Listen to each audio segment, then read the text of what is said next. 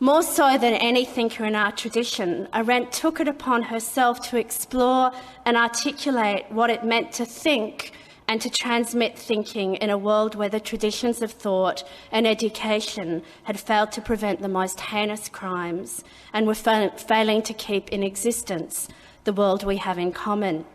It was, as you see in the quote that I have on the screen, ultimately out of love of the world and making a dedication for the world to be a home for human beings during the brief time that we share on this planet, that she persevered till her dying days, in fact her dying minutes, in the business of thinking. The first paragraph of her final book on judgment was found in the typewriter just when Arendt died. Now, one can do a grave disservice to a thinker by insisting that their ideas have something to say about our times.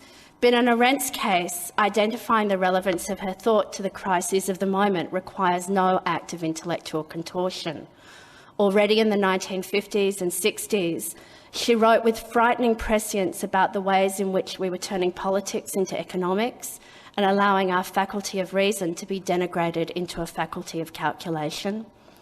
She wrote about the challenge of finding a moral compass in a world where traditional rules of morality were no longer experienced as binding, about the atomisation of human beings and the loss of our ability to enter together in the business of creating a world that we might share.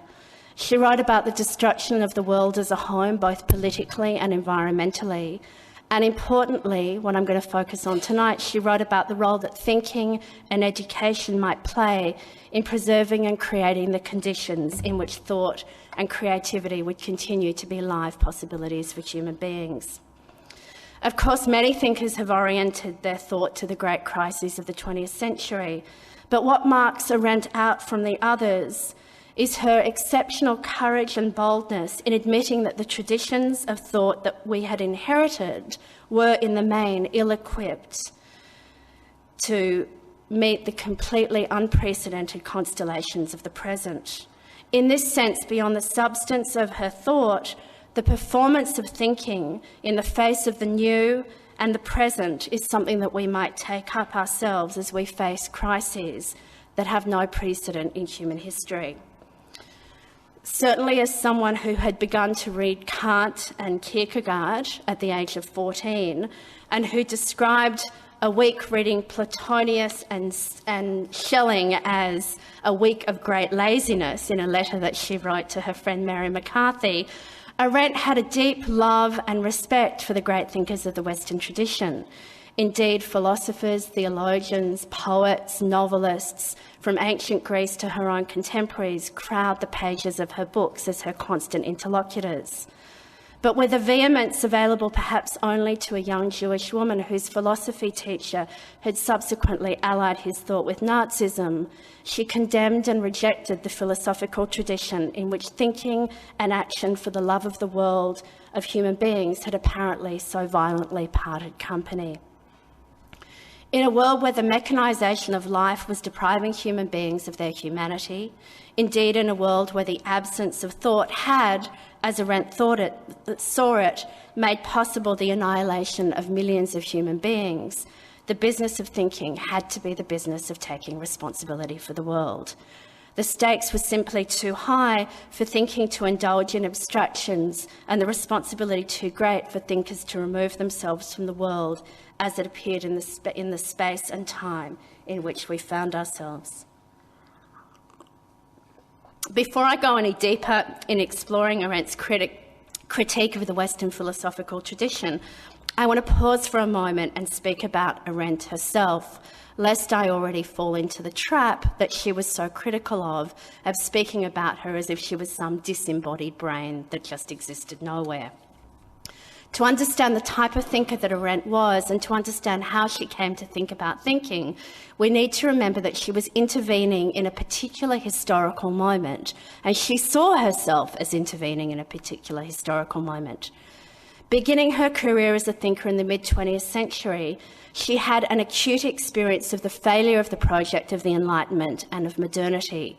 In her immediate world, the Shoah had ripped apart the myth of European civilization, and beyond this immediate experience, she was acutely alive to the ways in which the pace and obsession of progress had rendered marginal the tradition and meaning that she'd inherited.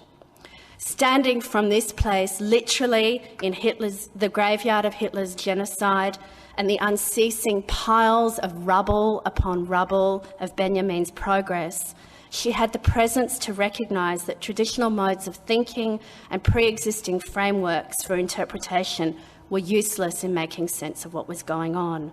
More importantly, they were impotent when it came to giving us access to creating a world that might be different. Even more damningly, she identified the models of thinking that had come down through the Western tradition as themselves part of the pathology that made possible the horrors of the 20th century.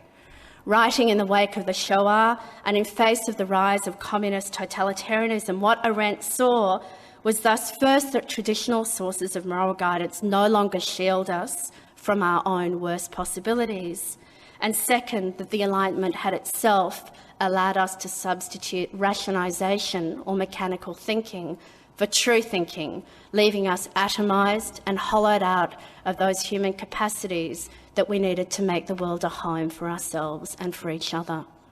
God was dead, or at least astonishingly silent, and we had seen how far human laws could stray from anything resembling morality. Facing up to this reality entailed looking elsewhere to find a moral compass. As she was so fond of saying, we must learn to think without banisters, relinquishing those categories and formulas that are deeply imagined in our mind, but whose basis of experience has long been forgotten and whose plausibility resides in their intellectual consistency rather than in their adequacy for actual events. We must assume, she reminded us, the boldness of mind to think and judge without the pre-existing props that have in the past given us safe passage. Speaking from this place, she saw her work as articulating an understanding of thinking that might provide us with ways of acting radically different than those she saw around her, first in Germany in the 1930s, but later in the United States in the 40s, 50s and 60s. So what is this business of thinking for the world that she was on about? And what was it that she saw pathological in our tradition of thought? How could she possibly draw a line between Plato, through Descartes and even Marx to Eichmann and those others in her midst who may not have committed the grave crimes of the 20th century, but who had, at the very least, coordinated themselves, as she said? So let's turn for a moment to what Arendt thought it was to think. First, thinking requires us to be present to the world as it appears to each of us.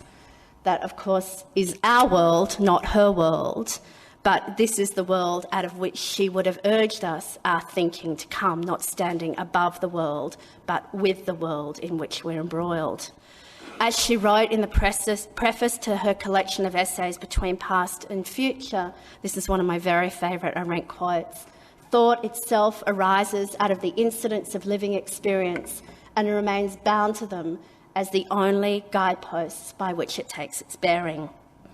Or, as she put it more colloquially in an interview that she gave for French television in 1964, I do not believe that any thought process is possible without personal experience. Every thought is an afterthought, a reflection on some matter or event. Isn't that so? So here we have one of the keys to Arendt's approach to thinking, and correlatively, one of her quintessential criticisms of traditional modes of thought. Thinking requires a confrontation with reality, immersing oneself in reality of one's own life as it actually occurs in time and space. Correlatively, ideas or conclusions that follow from pre-existing abstractions, formulas or laws, which tell us how it is, not only fall short of real thinking, they represent a grotesque and dangerous distortion and avoidance of reality. As we'll see in a few moments when I come back to speak about Eichmann, Arendt understood the source of Eichmann's evil not as malice, but as the failure to think for himself, and the assumption that it was sufficient to apply a law, in his case Hitler's law, to the reality that appeared before him. Building on this notion that thinking arises from lived experience, Arendt similarly rejected the idea that one could divide the world up into events on the one hand and our experience of events on the other. All being is being in the world as it appears to us, where concrete objects always already have meaning, and human subjectivity is always already bound with objects of experience. Now, to illustrate that somewhat abstract point, I want to quote one of my very favourite passages from Arendt's. It's a response that she wrote, a letter that she wrote, just after she'd published The Origins of Totalitarianism. Eric Voegelin, who is another political philosopher, wrote a review of the book in which, amongst other things, he was critical of Arendt's excessive emotion and involvement, something that he thought overshadowed the essential nature of the events that she was describing. And I'll quote her response at some length. "I parted quite consciously from the tradition of sine ira et studio, without anger or fondness, of those of whose greatness I was well aware. And to me, this was a methodological necessity connected with my particular subject matter. Let us suppose that the historian is confronted with excessive poverty in a society of great wealth. The natural reaction of such conditions is one of anger and indignation, because these conditions are against the dignity of man. If I describe these conditions without allowing my indignity to interfere, I have lifted this particular phenomenon out of its context in human society and have thereby robbed it of part of its nature, deprived it of one of its important inherent qualities. For to arouse indignation is one of the qualities of excessive poverty, insofar as poverty occurs amongst human beings.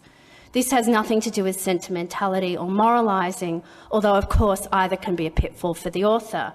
If I moralised or I became sentimental, I simply didn't do well what I was supposed to do, namely to describe the totalitarian phenomenon as occurring not on the moon, but in the midst of human society." The words are so wry that one can easily miss the gravity of what was at stake here. One can see, though, following my earlier remarks, that what she was rejecting was the fundamental ontology or theory of being of Western philosophy. The world does not exist as an object that we then perceive, adding our subjective perspective to what is actually there. Rather, our being there, our beholding or making sense or making use of part of the world is an essential part of the world, in as much as it is the world of human beings. In this regard, she not only rejected the classical idea of the subject standing outside the objective world and looking in, she was also rejecting one of the fundamental dichotomies of Western thought between being and appearance. According to this distinction, what actually is, what is most true, what has essential being, is not what appears, but rather exists as in some type of timeless essence, deep inside, behind, above, or beyond what appears to us. Perhaps most clearly illustrated in Plato's allegory of the cave, this model insists that we approach truth only by recognising the illusory nature of what appears in time and space, thereby devaluing the latter as a poor imitation for true being. For appearances, unlike essences, are shifting and subject to our perspectives, and thus, so the argument runs, they distract or distort being as such, which is always sealed off in a realm protected from the vagaries of the world and human beings. What's really important to get across here is that what is at issue here for Arendt are not the finer points of epistemology or ontology that we might rave about in some obscure philosophical journal. For Arendt, this apparently innocent model of thought as an activity perfected only through eschewing our being in the world with each other is far from innocent. In fact, she identified it as part of the background for the pathologies of the 20th century. I'll come back to how she connected this model of truth and thinking with totalitarianism and the loss of humanity in a moment. But once again, I want to return to Arendt and how thought emerged in her world. Let us remember, because we all too easily forget, that the radical turn that she took in her thinking and understanding the business of thinking was bound with her own experiences as the guideposts by which it took its bearing. So, born to an assimilated secular Jewish family in Hanover in 1906, Arendt was principally brought up by her mother, Martha, who you can see here, after her father Paul died when she was just 7. Already as a child, Hannah developed a great love of philosophy, reading Kant and Kierkegaard in her mid-teens and forming a Greek study group that met in her room when she rejected the school's insistence that she attend Greek class at 8 a.m, having a lifelong habit she'd already begun then of wanting to spend the first hours of her day alone with a few cups of coffee. This streak of fierce independence continued to surface in her family and school life, and at 16, she was, a woman to my own heart, expelled from school after she organised a boycott against a teacher who she considered had spoken to her rudely. Her mother Martha took her side, always good to have a mother on the side of rebellion. Arendt left school but was permitted to study classics and theology as a special student at the University of Berlin, and she only went back to her school for permission to take the Abitur, the entrance exam, which she did in 1923.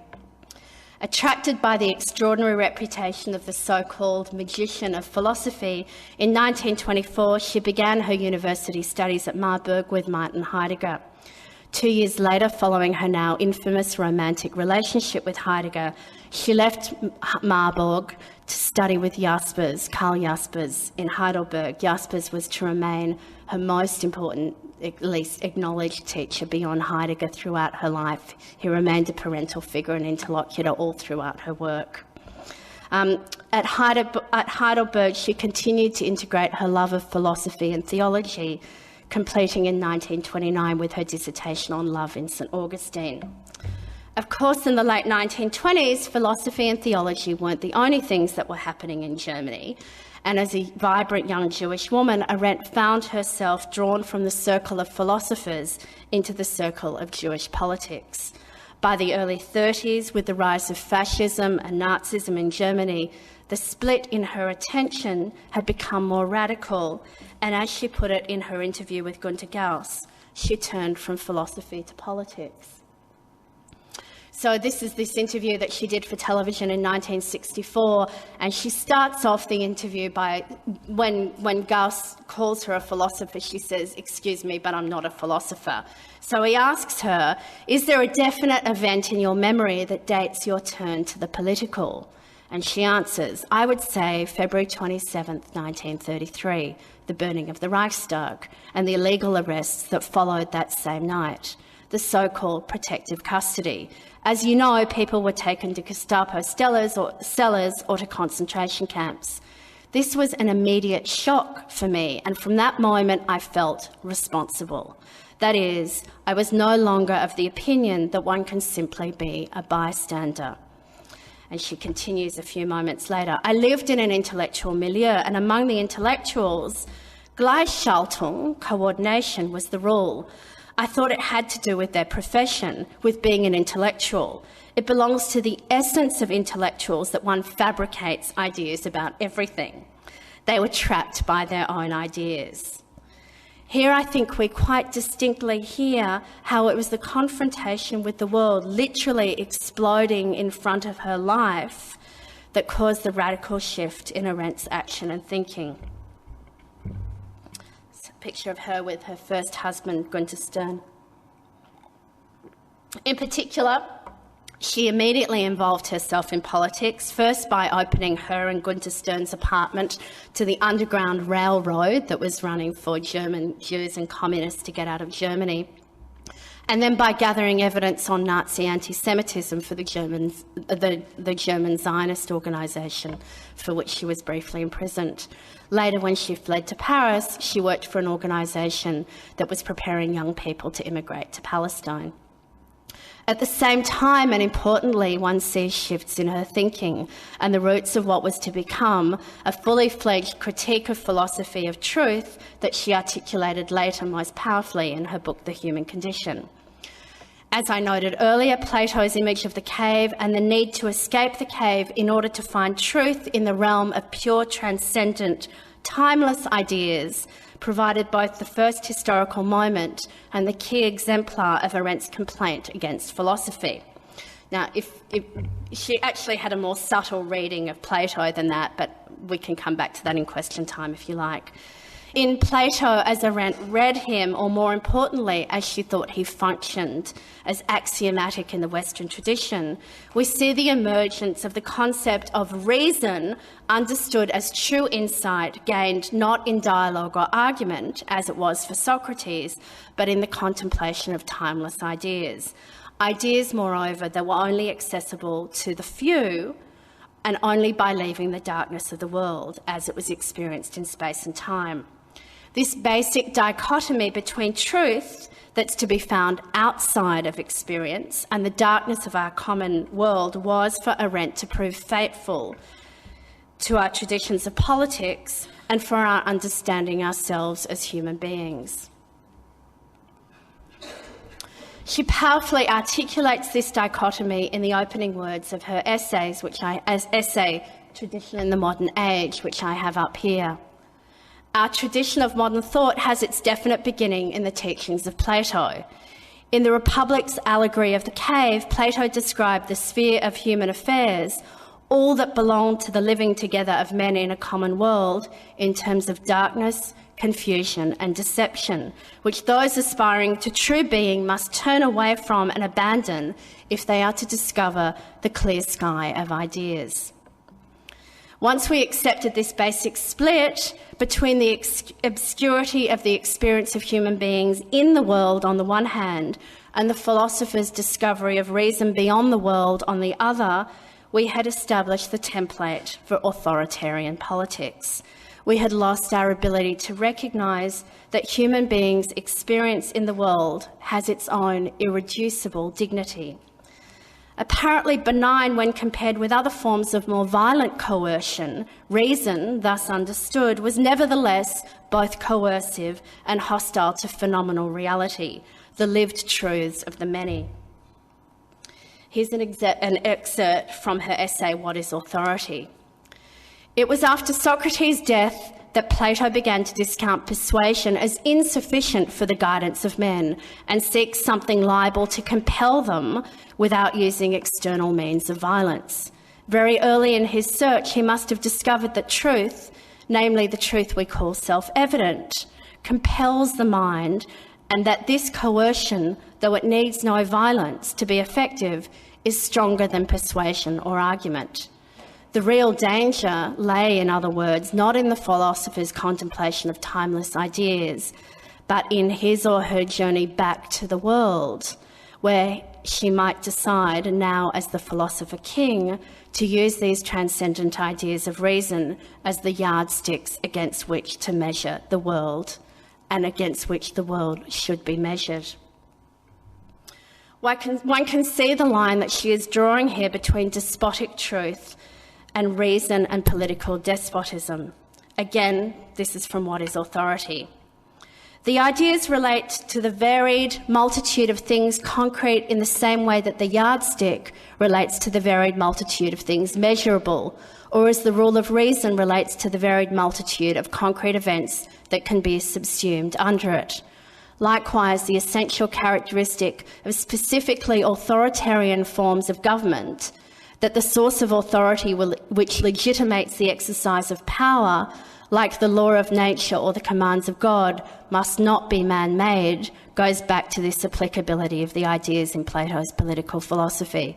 Her language is a little difficult there, but what you can see she's saying is it's this notion that there is a yardstick which is not made by human beings in time and space and between each other in our difference, but which is imported from an absolute elsewhere, becomes the template for authoritarian politics. Why was this model of politics, one might ask, as the application of absolute laws, so repugnant to Arendt? Now, the answer to that question requires far more time than I have tonight, but I want to talk about two interrelated answers, one in terms of the consequences for politics and the other in terms of the consequences for humans. The consequence for politics is that the realm of the political has been deprived of all that is noble about it. Politics, rather than being a sphere of human action, has been reduced to a sphere for the implementation of rules. Within the imagination of Western thought, as Arendt read it, the ideal political order is one in which a perfectly harmonised rule has been achieved. It is, to go back to Arendt's analysis of Plato, the imperfect human space rendered more perfect by being aligned by ideas imported from elsewhere.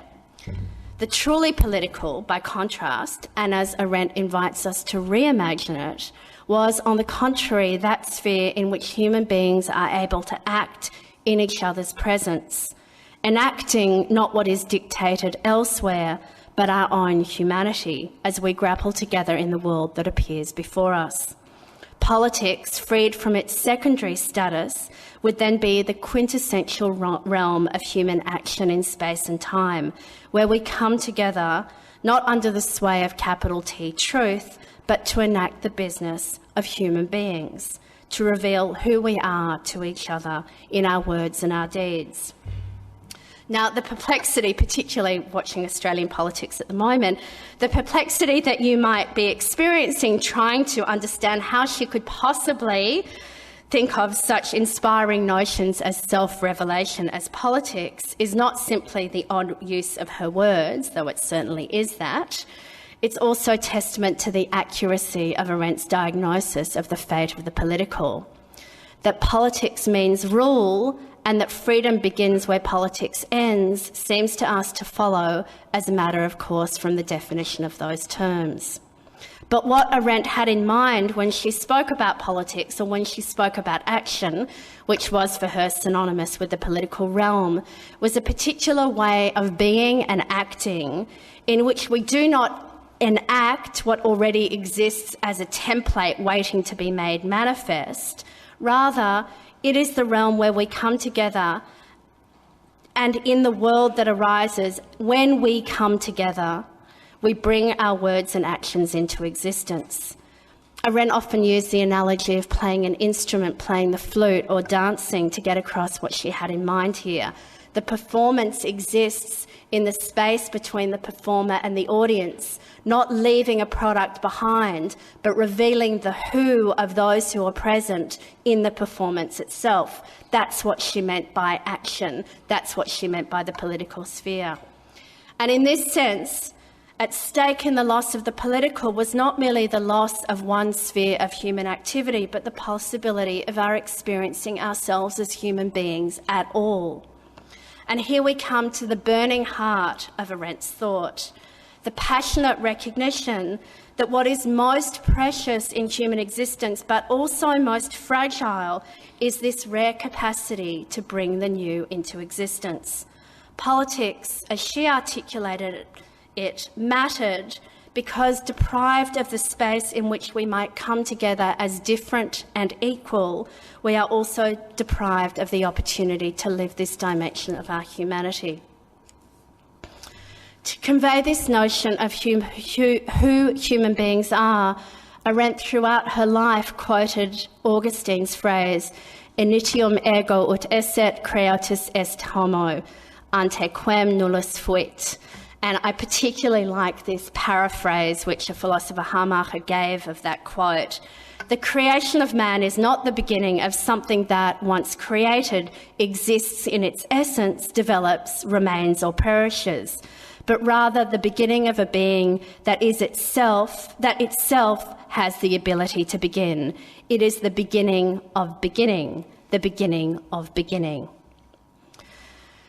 So long as we are condemned or we condemn ourselves to merely enacting what was already established in a higher realm of the true, we are ultimately no more than cogs in a process wheel, albeit if the production is law and reason.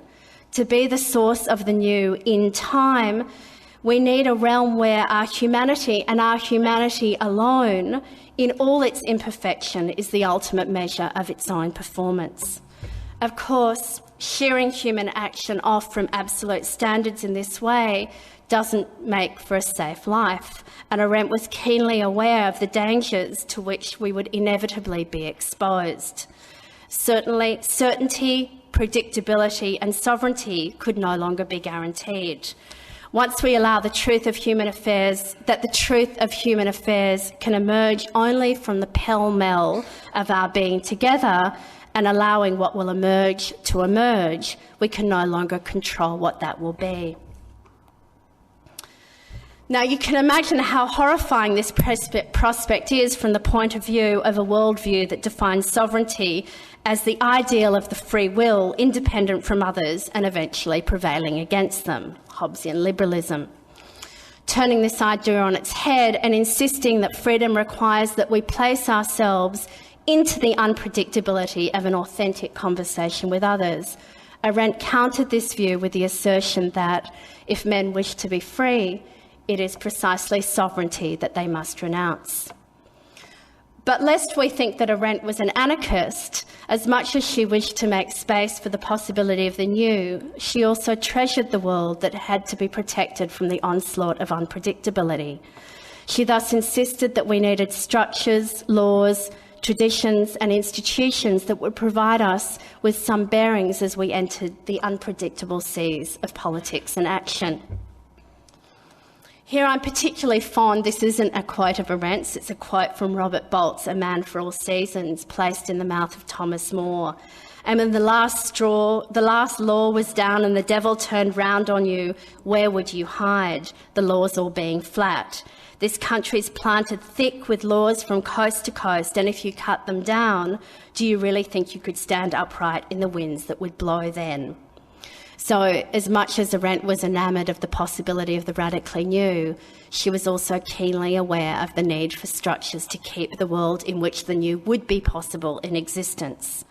Promises in the form of constitutions, laws and the customs of citizenship were for her the necessary counterbalance to and condition of the survival of unpredictability. And forgiveness was the practice that we would need to adopt in order to move past the mistakes we would inevitably make. But promises and forgiveness, constitutions and good laws were only ever world structures that we human beings had erected for functional purposes. Ultimately, they had to be for the sake of our experiencing our humanity in time and with each other. It was this analysis of the death of the political and the dangers posed to our humanity by the subsumption of politics into the enactment of inhuman truths that provided Arendt with the keys to understand totalitarianism, first in Nazi Germany and then in Soviet Russia. Building on the conflation of truth and sovereignty with an absolute law, the unique and novel move that totalitarian forms of rule made was to claim that they were driven by and thus merely operating in the service of the immutable laws of nature. In the case of Nazism, what was being made manifest through Nazi rule was the natural and thus inevitable perfection of man. That this entailed the elimination of inferior forms of life was unfortunate but inevitable.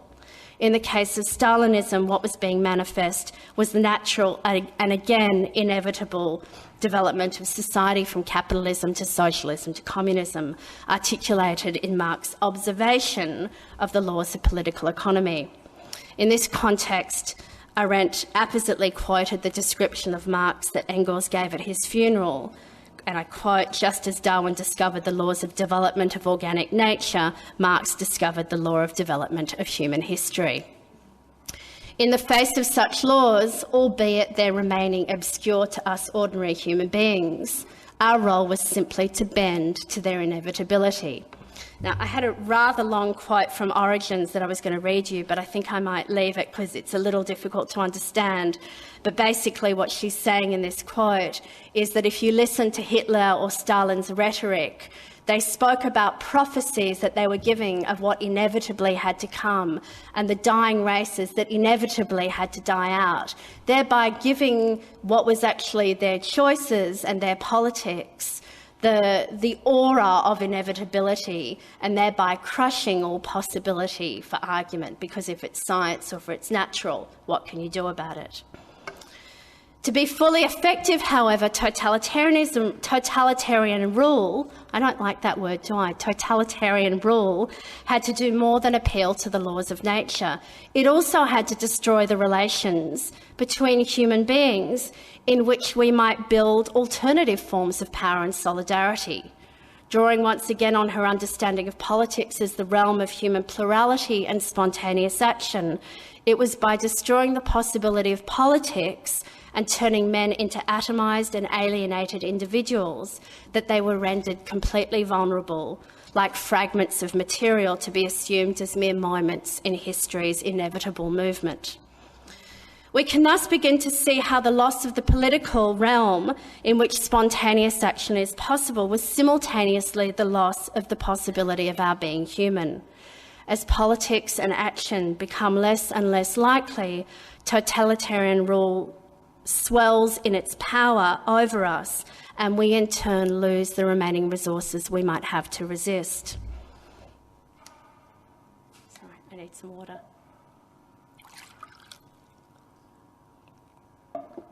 For Arendt believed that our humanity, our power and our freedom lie always and only in our relations with each other.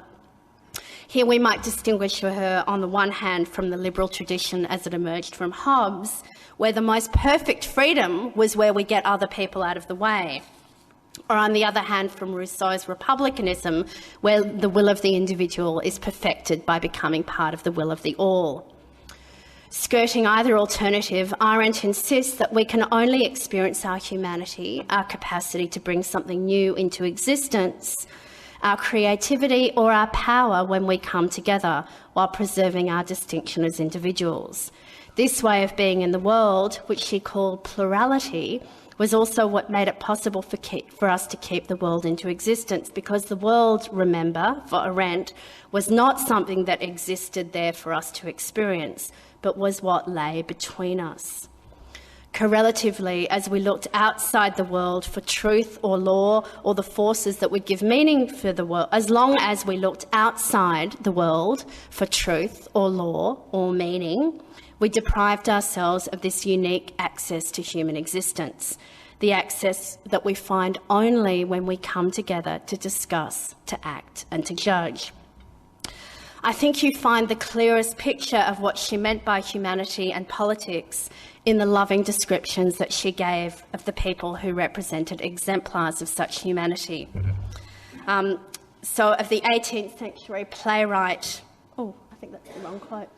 Of the 18th century playwright Lessing, she writes, "Because Lessing was a completely political person, he insisted truth can only exist where it is humanised by discourse. Every truth outside of this area, no matter whether it brings man good or ill, is inhuman in the literal sense of the word, but not because it might arouse men against one another and separate them. Quite to the contrary, it is because it might have the result that all men would suddenly unite in a single opinion, so that out of the many opinions, one might emerge, as though not men in their infinite plurality, but man in the singular, one species and exemplars were to inhabit the earth. Should that happen, the world, which can only form in the interspaces between men in all their variety, would vanish altogether." Celebrating the very thing that distressed philosophers, Lessing rejoiced in the fact that truth, as soon as it was uttered, just became one more opinion to be disputed, turned and refuted. And he rejoiced at this precisely because the ever-receding nature of truth made space for discourse between human beings, and herein lies our humanity. Arendt's wonderful essay on Lessing, which she gave when she accepted the Lessing Prize in Hamburg in 1959, appears in a wonderful collection of her essays called Men in Dark Times, and I like to think of this book as the counterpoint to her book on Eichmann. So Eichmann in Jerusalem was, if you wish, the anatomy of how it is that in times of moral crisis, human beings coordinate themselves with evil.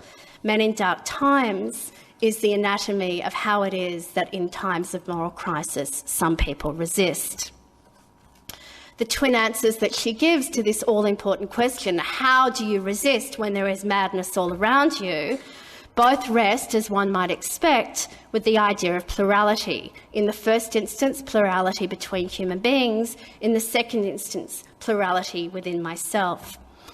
To illustrate this, she conducts a thought experiment placing Lessing as the protagonist.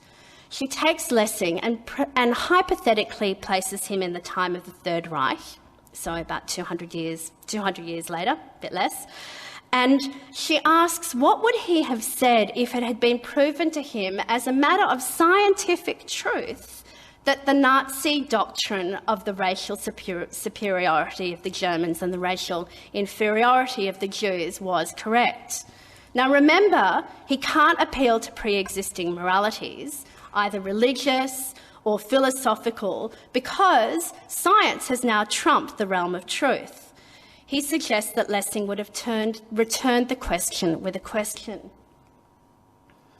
Would any such doctrine, however convincingly, prove to be worth the sacrifice of so much as a single friendship between men? What saves us from our darkest times, what provides us with some hope of moral orientation is humanitas, as the Greeks called it, achieved through the discourse of friendship, philanthropia, made manifest in our desire and our willingness to share the world with other people.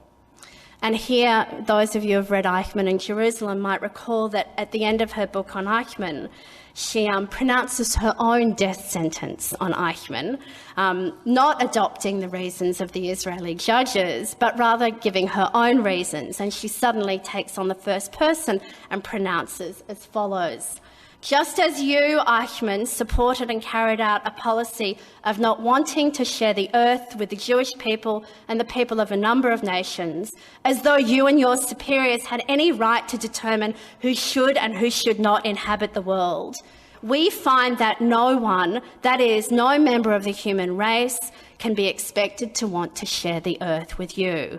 That is the reason, and the only reason, that you must hang. I love it. She's just having a little dig at the Israeli court at the same time. In other words, their reasons were not the right reasons. The second answer to her question brings us back to where I began, Arendt's contribution to the business of thinking. Now, as many of you know, and as I've already mentioned in passing, her observations of Eichmann during his trial in Jerusalem led Arendt to conclude that human beings, in the main, don't commit evil acts during times of moral madness because they embrace the immorality actively as such. Rather, it's because they abdicated the work of thinking and judging. Now, you can only imagine how horrified Arendt, who had a lifelong love affair with Kant, felt when she heard Eichmann in the dock call himself a Kantian, and then explained that just as Kant had insisted that the moral imperative was to be found in obedience of the law of reason, his moral imperative was to be found in obedience to the law of Hitler.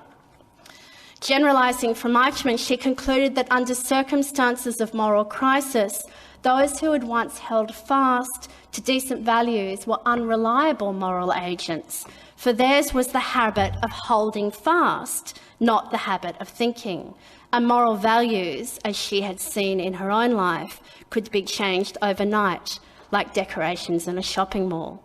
I think if we see how quickly the absolute sanction against torture that we thought was an absolute moral value changed after 9/11, then we can see how quickly moral values can change.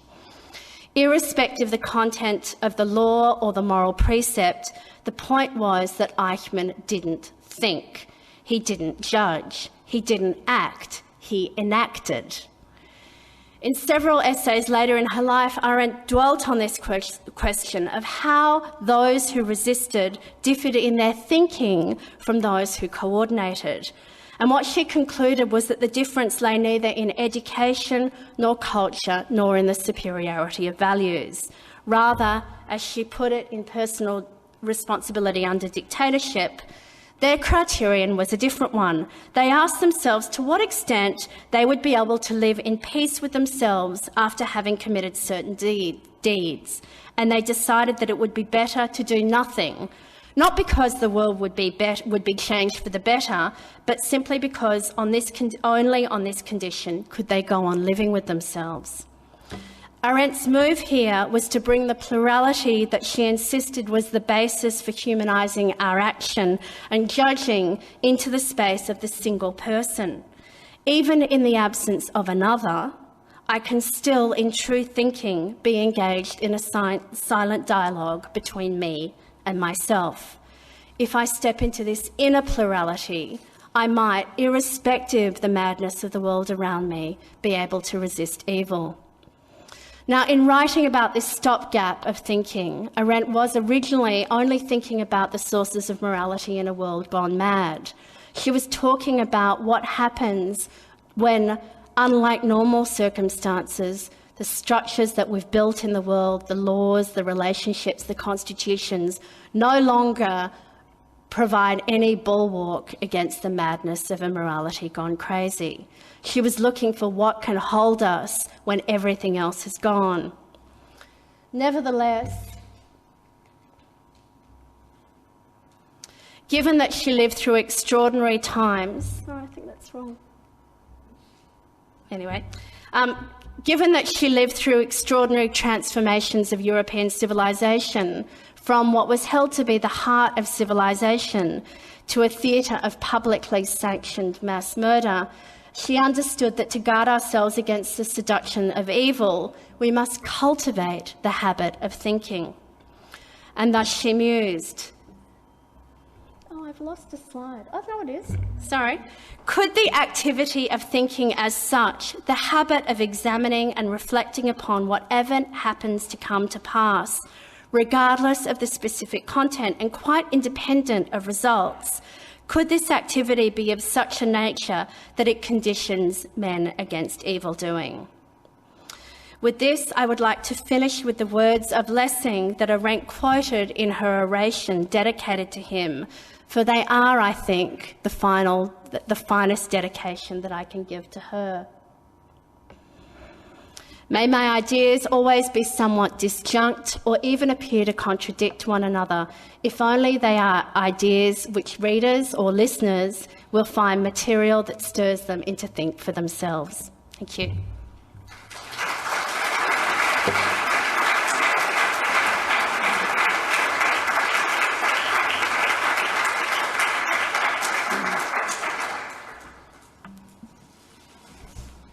I think Meredith has a mic.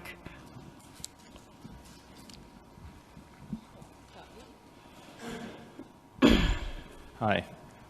I know it's a bit cliched today to ask of a thinker whether or not they basically endorse capitalist liberal democracy, but seriously, does Arendt basically endorse capitalist liberal democracy? Like, I ask this because she does critique Stalinism and Nazism, and does put forward a sort of ideal of what she would see politics or the political as being.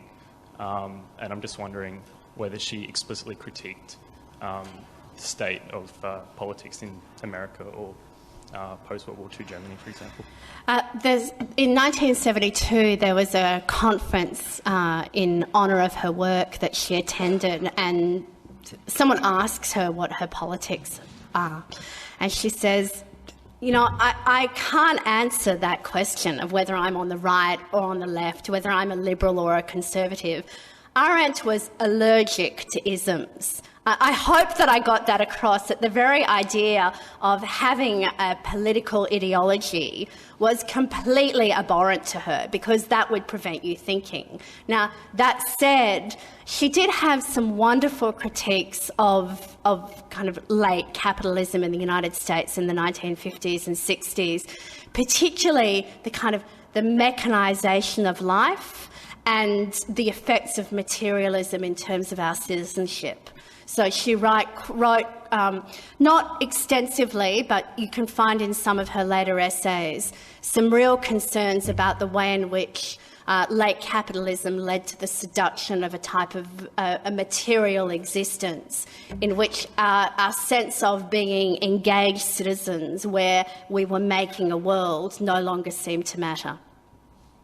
Hope that answers.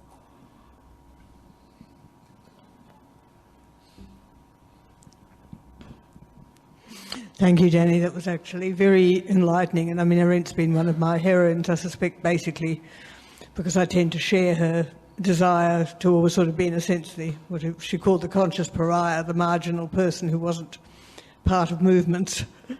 And it was nice finding somebody who justified that feeling of marginality. But I suppose one of the things that really interests me at the moment, and you've sort of half done it, and I'd be interested in other comments from the audience, is I started reading the intro to Men in Dark Times tonight before I came down here. And just in the introductory bit, there's a bit I can't remember the exact wording, but she talks about something which strikes me as being very much the current political situation, where she talks about how you organise, in a sense, the mob, as being people who've got no real politics, no real joining capacities, no real allegiances in any political way, but get drawn into a sort of political process and become part of that mob, blob things. And given some of the arguments that are going on about what's been happening in Britain, and given what's happening here, I mean, I was listening to the High Court decision on the refugees and the absolute sort of antipathy around some of those sorts of things.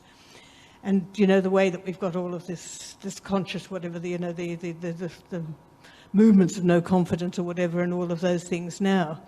That sort of critique of populism, of mindless populism, I think is extraordinarily relevant to the sort of politics of today. And unfortunately, I think a lot of people on the left are going into the very facile thing of assuming this is an anti-capitalist feeling, rather than using her, I think, much more subtle analyses of that sort of inability to find, you know, to think, to leave the space between oneself to think. And I was just wondering how far you feel that we should be using an Arendtian eye at the moment, because she actually comments on the difficulties of distinguishing between left and right that she saw back then, and it seems to me that seems to be fairly powerful now. So do you sort of think she is somebody that far more people should read instead of some of the facile crap that we're getting coming out at the moment? I think the answer to that's pretty self-evident, absolutely. I mean, I touched on it a little bit but didn't go into it deeply, that if we see one side of the analysis of totalitarianism as being this assumption of the forces of nature, right? We're not doing it because we want to, we're not doing it because we hate Jews, we're not doing it because we believe in something, we're doing it because this is the way it has to be, right? So that's one side of totalitarianism. But the other side of it is, how do people have to be prepared so that they're vulnerable to that, right? And what she was saying is that the relations between us that can empower us to resist and say, actually, that's not the only way of seeing things. That if those bonds are broken down, and in this sense, she was very much in the tradition of a lot of kind of German Jewish writers of the earliest 20th century, this notion of anomie, but the atomization of human beings, right? And she said the same about what happened with the breakup under imperialism in the early 20th century, that when we're rendered atomistic individuals with no relations, with no other sort of relations, these, smaller groups of islands of civility, she called them, where the islands of civility, where the possibility of us talking to each other and making a world which is civilised for ourselves, well, those are broken down, then we're completely powerless to resist. And I think those two sides of understanding not just how do political elite work, but who are we that we're vulnerable to that? And I guess by way of answer, I would say I don't think it's just about reading Arendt. I also think it's about taking responsibility for what that means, right? That we can't, and I was going to talk about her work on civil disobedience in the late 1960s in the United States, but of course I didn't get time. She drew a distinction between conscience and civil disobedience, right? She didn't think that it was enough. And I love it, when she was 16, she didn't just go to the teacher herself, she organised a group, right? That's why she got expelled. She understood, this is basic kind of good left politics. She understood that we have to organise, not as a mob, we have to organise with this space between us so that we have the capacity to speak back to power, to speak in a way that's cogent, that can hold some sort of argumentative force. And, frankly, given the messages that we're getting from the political elite at the moment, it shouldn't be particularly difficult. But it can be. That's one of the things I've been sort of looking at, some of the stuff around the intervention, the Aboriginal stuff. And in that sense, it's extraordinarily hard to butt in, because there's assumption, that thing about when you talk about it in that sort of, that thing about we know what the answers are. You get an extraordinary level of that happening at the same time, which is exactly that sort of thing. This is the only way we can go. This is what we have to do. Well, the rule of the experts. Yes. I'm constantly struck by every time, there was a news report about 10 months ago I heard on domestic violence. And what did this news report say? What was the cost to the economy of domestic violence? Right? This translation of politics into economics has so deprived us of our ability to speak politically, and I think that's something that she reminds us of very harshly. I didn't mean that it's easy to organise. No. I meant that the messages are so facile that it shouldn't be that easy to argue against them.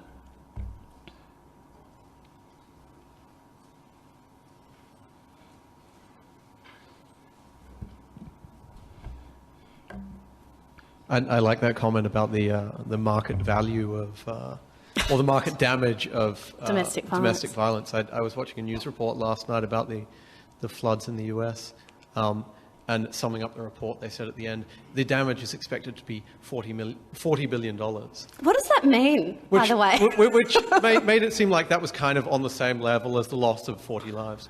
But that's just a kind of side point. I wanted to point to kind of a difficulty in Arendt's thinking, despite my deep admiration and respect for Arendt. And that is in how she sees thinking and conscience as a criterion for morality, or as, well, she probably wouldn't want to like the word criterion.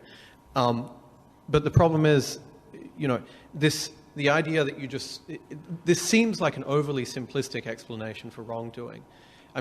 To kind of parody it, it's like saying, well, if the Nazis had really thought about it hard enough and looked themselves hard in the mirror, they would have seen that what they were doing was wrong, and they would have, pulled back from performing these heinous acts.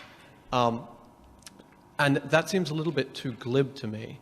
The problem there partly is that I think that the thinking that she's talking about is too subjective. So it's something that you do on your own. This is a problem that Arendt talks about in detail. So, the question is what are the shortcomings of that way of thinking about thinking and conscience in relation to morality? And, yeah, I think I was trying to get to something else, but... Yeah, I think that'll do. How can you kind of address that? Because it seems like this is a return to using reason to work out morality. So how do you reconcile those? I don't agree with the latter, but I think when you read any great thinker, and Arendt is clearly a great thinker, it's important to think about who else was in the room, right? What were the debates to which she was responding? And I think that's often a very important way to read her, because she can, as you say, seem partial in her analysis.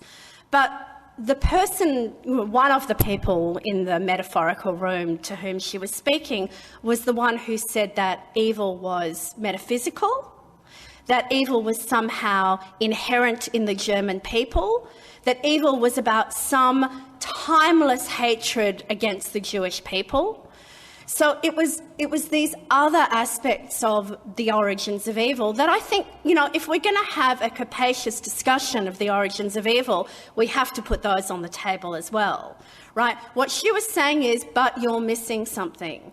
And this question of coordination, as she called it, was tremendously important to her. These people who, as she said, the ordinary German family man who just wanted to keep the meal on the table for his family, they were the people that she was really trying to understand. And I think it's that dimension of the source of evil that she was trying to get at. I absolutely agree with you. If you want to say, well, now we've got the answer, that's not. I don't think that's a fair reading of her, and I also think that leads us down a problematic path. I don't agree with you that she's looking to reason. Well, certainly not reason as she critiqued it, as something that exists outside herself. And what I tried to explain at the end, and perhaps not particularly well, was that this was an emergency measure.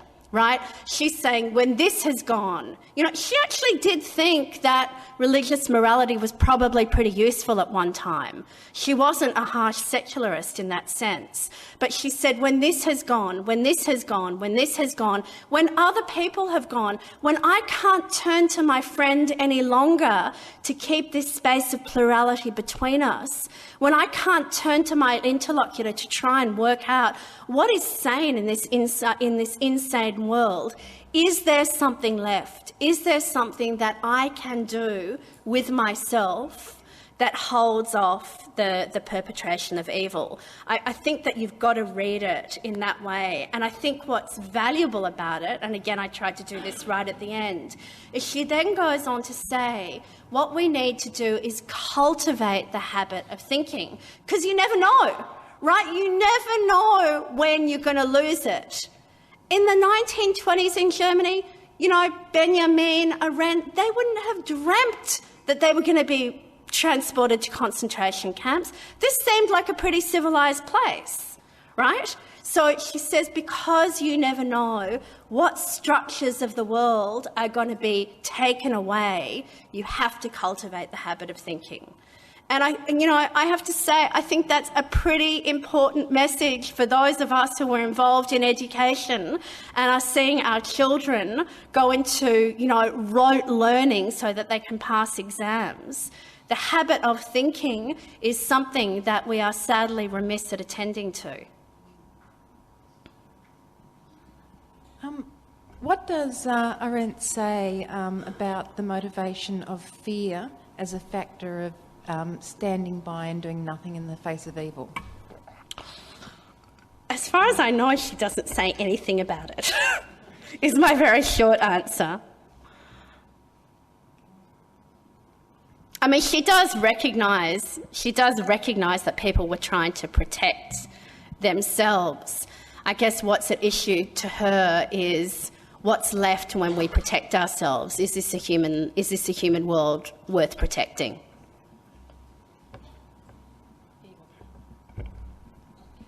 Yeah, Dr. Sellemeyer, can I take this down a more esoteric direction for a moment?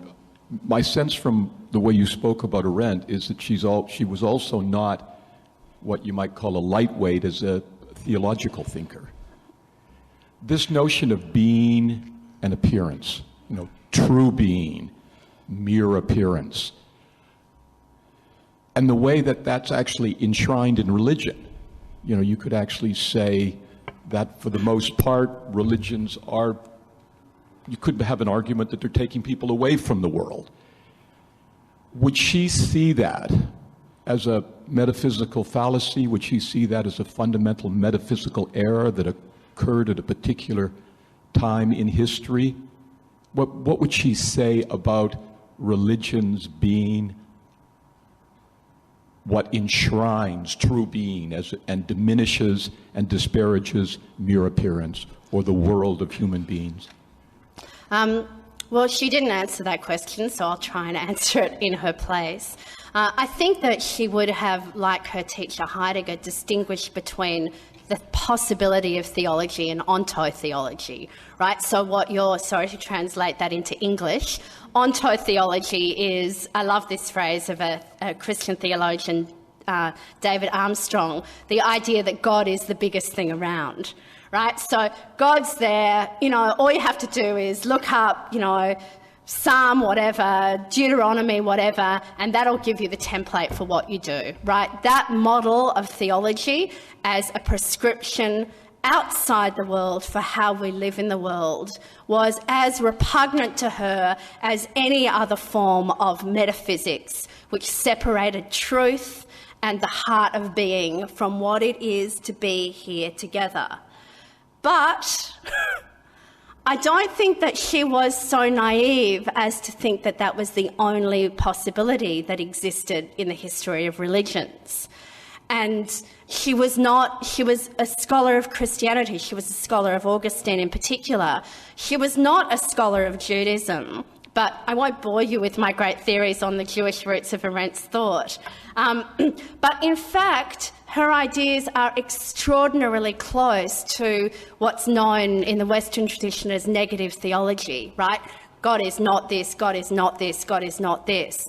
So there's one of my favourite pieces of Midrash, which I'll tell very quickly, where there's a bunch of rabbis and they're arguing about, firstly, how high does a tree have to be? And one of them is always disagreeing with the rest of them.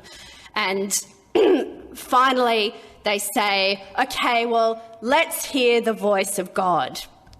And they listen to the voice of God, and God says, Reb David is correct and Reb Isaac is incorrect. And they get together and they say, too bad, we think Reb Isaac's correct. And the end of the story is God laughs and says, my children have defeated me, right? So this model of theology says, and it's actually in Deuteronomy, I put on my rabbinic hat now, the voice of God is not in the heavens that you might hear it, but here on earth between you, right? So that was the theological model that she adopted, that we can understand God as something that exists over and above the world, or we can understand God as that which is never complete, right? That which is this ever-receding possibility of truth that we can't capture within the material space of any particular space and time,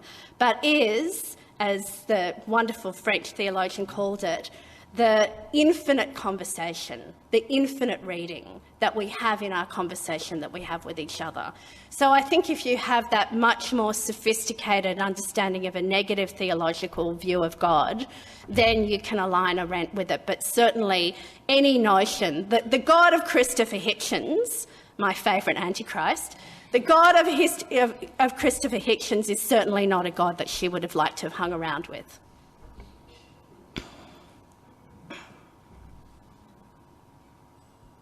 All my friends are asking questions now. I better get ready. Hi, Danny. Hi, Nick. This is a great introduction to the multifaceted sides of... Is this thing on? No, or across. Or across it. Yeah, thanks. So I was interested in what you were saying at the beginning about how you must think from concrete experiences, and those concrete experiences serve as guideposts to thinking. And some of the background to Arendt's critique of philosophy that somehow sounds dissonant to me, because one way we can criticize the metaphysical tradition of Western philosophy is that it presents us a subject who confronts the world as though the world's out there, and we're bare subjects, and we kind of like just try to make sense of it, process it in various ways, as though the world is data. But when Arendt is talking about thinking in connection to experience, how would that be different? In other words, why would we not be bare subjects confronting, not this time, a great big metaphysical object, but this experience and that experience and that experience, and what are we bringing to that experience? And so that brings me to the question of plurality in Arendt. It seems to me that Arendt is also a normative thinker and not just a phenomenological thinker. It's not just getting attuned to something in experience that provokes thought, because plurality in Arendt isn't like what Rawls means by the fact of reasonable pluralism. That's an empirical fact of the matter that human beings disagree, and there's a level of disagreement that's irreducible. That's just, you have to accept as reasonable. But for Arendt, plurality is also an ideal. It's a normative ideal. It's something we want to create, foster, preserve. So I'm just wondering, in other words, if it's enough to present Arendt as this phenomenological thinker offering a political phenomenology. If we do that, we miss that there are normative ideals she's working with, what Kant would call ideas of reason, which aren't anything like Platonic ideas of reason. I think that part of Arendt has to be put together with the political phenomenology part, but I could be wrong. Now, this is a long question, sorry.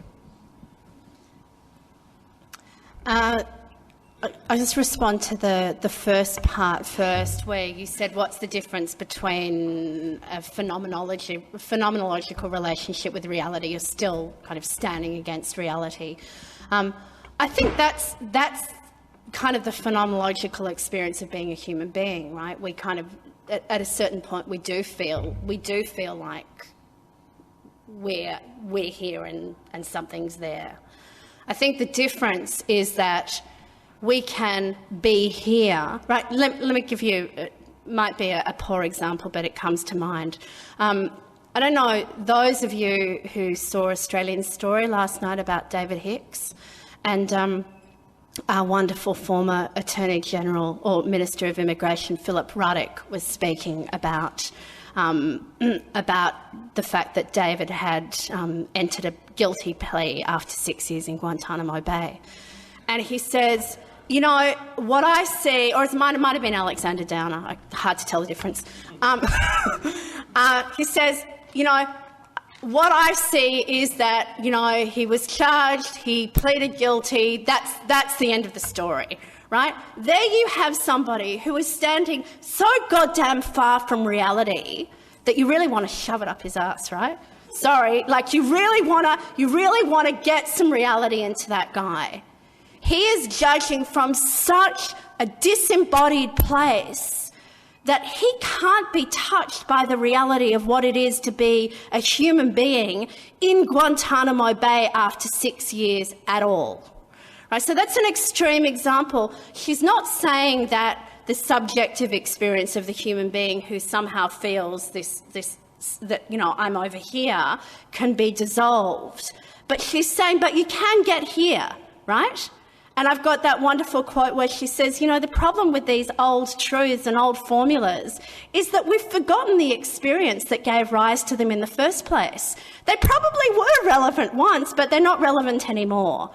And so I think what she's inviting us to do, it's not as radical a break as she often polemically presents it. She's asking us to get here, right? She's asking us to get into space and time in the way that we think. There still will be the distance that you're talking about. Your second comment about her being a normative thinker. It's a hard dilemma when you're talking about Arendt, because she did have this normativity, which I think comes through in her sentencing most clearly in her sentencing of Eichmann. This notion that the ultimate value is that we share the world with other people. And so for her, this preservation of plurality was, I think, probably the moral trump card. That's what she always came back to. But, you know, everyone's got to have a moral... I think you've got to have some place from which you stand. I don't know if it's possible not to have some reasonably fixed point. And I think that her fixed point was probably around this idea of preserving plurality. There's a wonderful story that her literary executor told me, that in 2006 it was the anniversary of Arendt's birth, and so there were Arendt conferences everywhere. And we were talking, and he said, I've just been to this great Arendt conference. I really loved it because for once they weren't Arendt scholars who were arguing about what page a footnote was. They were theologians and sociologists, all different people. And what I really hate about the average Arendt conference is that people sit there and they argue about the contradictions in her work. What they don't understand is that she wanted to see the world from as many different perspectives as possible. She didn't want to be, that's why I put that quote up, she didn't want to be consistent. She wanted to preserve plurality. And I think, again, if you kind of come back to what were the roots of her own experience, I think the annihilation of plurality, not only in the context of Nazi Germany, but generally as the kind of sway of modernity in which difference was just too much trouble, right? It's easier to manage everyone if we kind of all want the same things, we look alike. That's something that was very much informing her. So, yeah, I do think that's the moral sway in her work. I don't think that you can get away from that. I don't know if that really answers you, though. What you have written up there looks like it would be actually quite a good epitaph for Plato. When you think of Plato arguing against himself and the dialectical situation he was in, think of the Symposium. One of the most moving speeches is Alcibiades, and being rather upset because Socrates was really the largest, he always was in these arguments, the largest guy standing in the room, except one, the Parmenides, where he was beaten up by Parmenides. So, you know, you have all these contradictions in Socrates. So I wonder about this caricature of Western philosophy as being somehow representative of a particular view where the last guy, the last idea standing in the Republic is this idea that is taken up and as being somehow representative of all Western philosophy. To me, that it just doesn't fit the facts.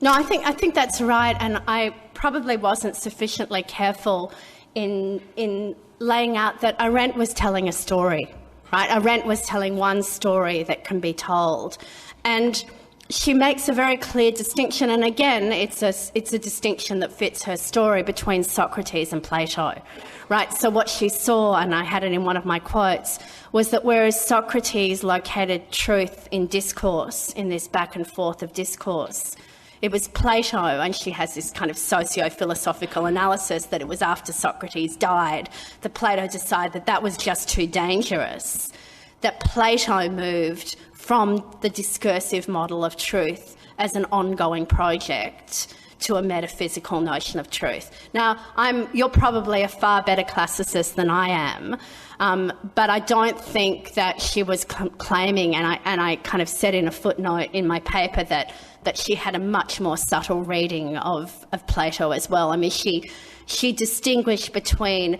the work of the philosopher who goes in wonder to the transcendental ideas and the work of the philosopher king who brings those transcendental ideas back as the yardsticks against which we should measure ordinary experience. But I think, you know, it is a danger, and it happens in Arendt scholarship, that we have the kind of picture of as if this was the tradition of Western philosophy, which begs the question, where did she get her ideas from? Right? You don't just kind of come out of nowhere. So there is of course another tradition through Western philosophy, just like there's another tradition through theology, right? There's ontotheology, but then there's also discursive worldly theology. So she was telling a story in order to make a polemical argument. And I think, you know, all thinkers do that.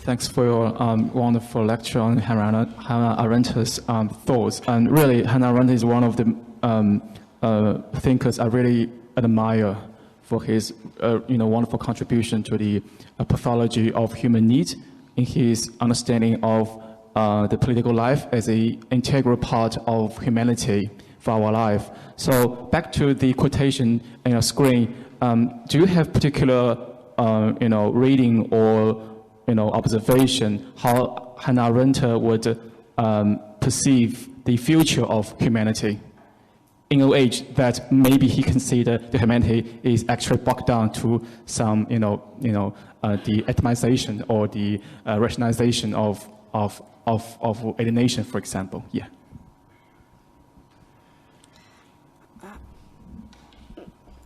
I feel like I'm being put on the spot of what would Arendt say? Always a dangerous thing to do. What would I say from my reading of Arendt? I would say it's up to us, right? She analyses certain developments or trends, but she also says the miracle is that all the time the new is possible. Right? So what she calls natality. At any moment, we can bring the new into existence. That's the miracle of being a human being, right? That I'm not just determined by whatever trends. Of course, she was highly sensitive to the way in which our subjectivity is constituted by the world in which we live, but we always do have this capacity for it to be different. And I think that as well as the atomization of which we're also keenly aware, there are also forms of solidarity and possibility of conversations and endless resources. There's a beautiful line of hers where she says it's always important to be careful of the company you keep, including amongst the dead. We have endless resources of thinkers to whom we can enter into a conversation to reinvigorate that possibility of the world being different. I mean, I think if you're not pessimistic at the moment, then you probably got your head in the sand. But pessimism isn't the same as hopelessness. And pessimism can also be a kind of shot in the arm of reality to motivate the urgency of the situation. So, I don't know what she would say, that's what I would say.